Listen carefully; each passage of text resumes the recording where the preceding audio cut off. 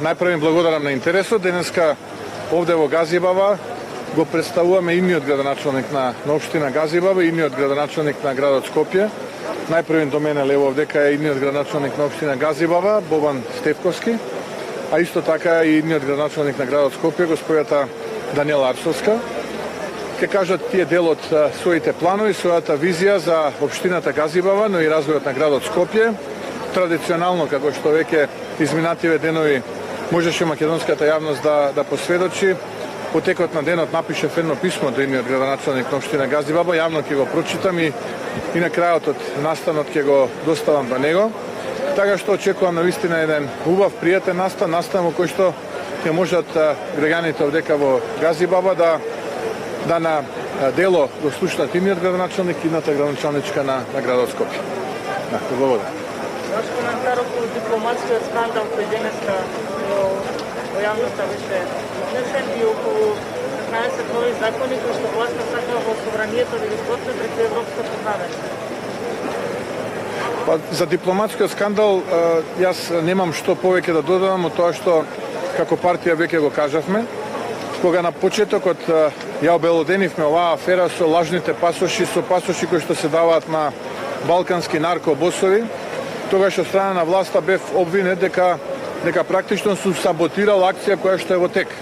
Сега видовме дека мафијата не само во Министерството за внатрешни работи, туку мафијата своите пипци ги пуштила и во дипломатијата.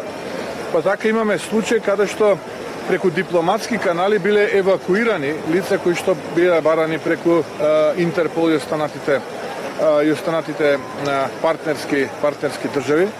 Така што јас навистина жалам што сето тоа кое што го зборувавме пред неколку месеци денеска продолжува да ја срами и да ја гуши Македонија и да ја вовлекува во ова политичко мучуриште кое што заедно оваа влада на СДСМ и ДУИ го донесува практично во Македонија.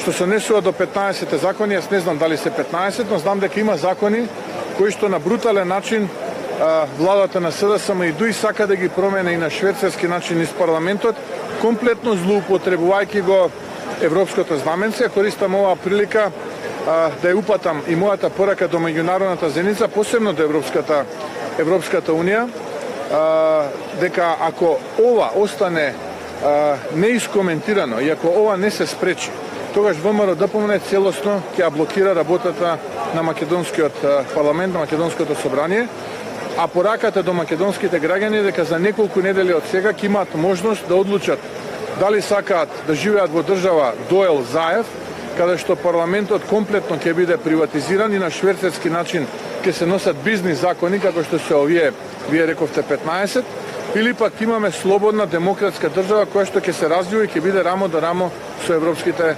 вредности. ВМРО-ДПМН, јас ви уверувам дека доколку еден од овие закони швейцарски помине, од следниот ден комплетно ќе ја блокира работата на македонскиот парламент. Ви благодарам.